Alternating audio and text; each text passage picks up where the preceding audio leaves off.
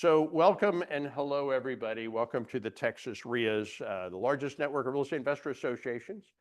And real estate investors in Texas, we've been here since 2003, over 150,000 members, participants, and attendees. If you have the slightest interest in real estate, either commercial or residential, the first thing to do is to join your local real estate investor association, because that's how you get access to 4,000 accredited sophisticated investors, 1,000 private money lenders, 257 vendors.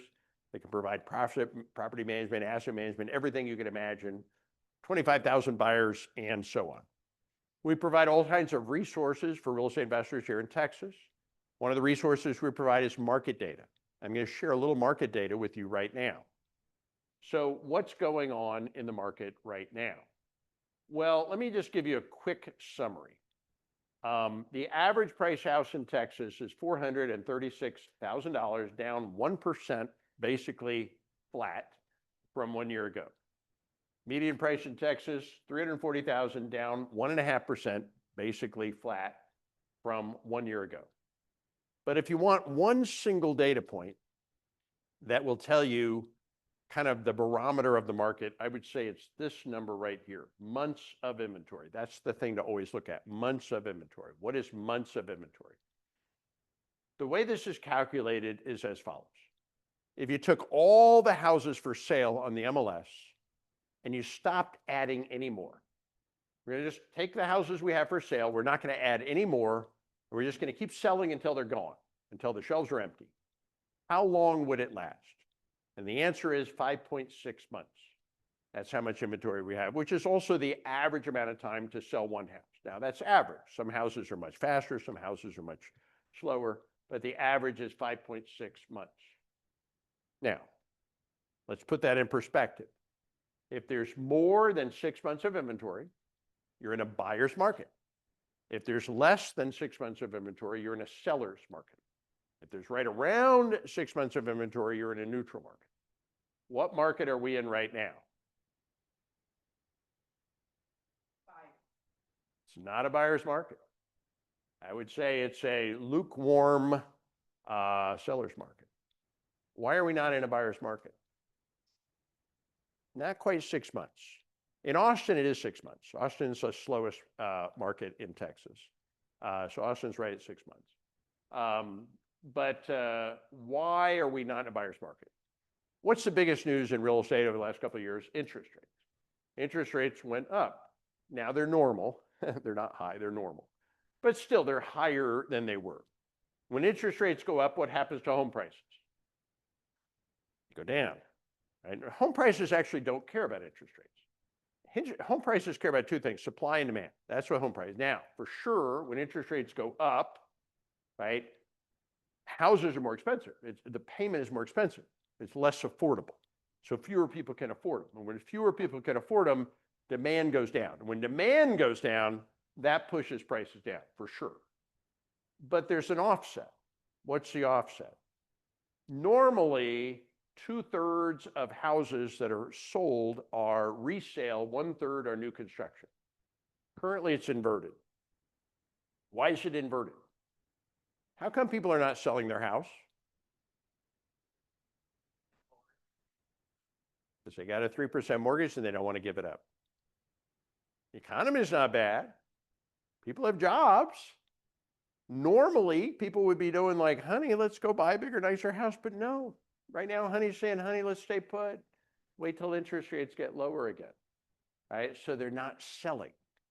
And because not as many people are selling, right, all that inventory held off of the market, less supply, what does that do when there's less supply? Pushes prices up. So we got things pushing prices down, we got things pushing prices up, and then when you put it all together, that's why it's flat.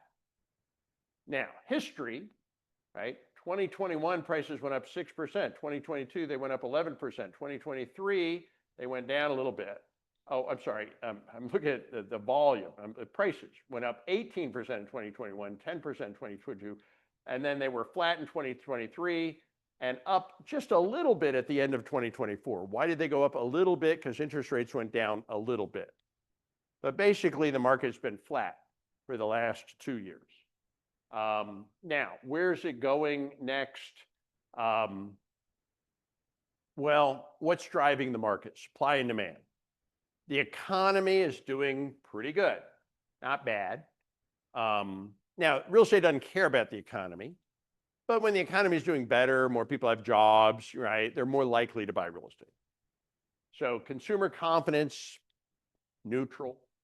Unemployment's good here in Texas. Job growth is good here in Texas. Stock market is doing okay, pretty good. Right? Business growth cycle is doing good here in Texas. Affordability, interest rates, they went up. Affordability went down. So red means down. Okay. House price trajectory, flat, neutral, flat. Supply, active listings flat, months of inventory flat. Housing permit trajectory, we have a problem. We're not building enough houses. Right? We're not building enough houses. Construction labor growth, we got another problem. We're not building enough contractors. We have a major contractors are dying. The average contractor is 58 years old, and the average age keeps going up. So I have some advice. If you have a teenager, don't send them to college. Buy them a hammer. Okay, seriously, they're going to make a lot more money. I know plumbers that are making $1 million a year, guys. Plumbers. They go to college, study something stupid they're never going to do, right? End up with a lot of student debt, then work for some jerk and get very limited vacation, or they can become a plumber, make 7 figures a year, go on vacation anytime they want, right? It's a different life. So seriously, I went to college, my parents went to college. I have a 16-year-old. I don't care if he goes to college. But yeah, we got a problem. Contractors are dying off, and that's making it very expensive to build houses. Supply, closed sales trajectory flat, pending sales trajectory flat. But this is the biggest bullet on the page. It should be like triple, quadruple size. Migration, that's the big one. Migration, what is migration? Okay, last year, California lost 500,000 people. Last year, Texas gained 500,000 people. Where do you think they went? And then there's another 10 million people, we don't know where they went, but there are a bunch of them here too, right? And all of that influx, migration, where you show people moving in versus people moving out. They all have to live somewhere. It's going to be an apartment, right? And the apartments are full. Even though the housing, multifamily is weak, the apartments are full. And it's all because of migration. Everybody's moving to Texas. So that's saving Texas, right, is migration. The house, we're not building enough houses. We don't have enough houses. People are not selling enough houses, and that. And then, there's always some wild cards, interest rates, what's going to happen, tariffs, immigration, lots of different wild cards, even a couple of wars going on. Forecast.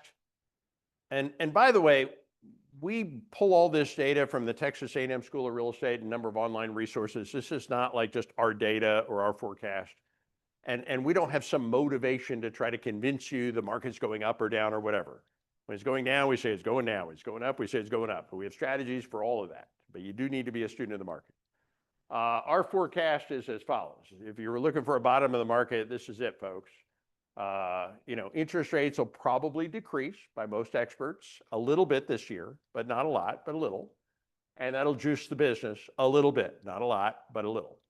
So we expect prices to be flat to up a couple of % by the end of the year, not much.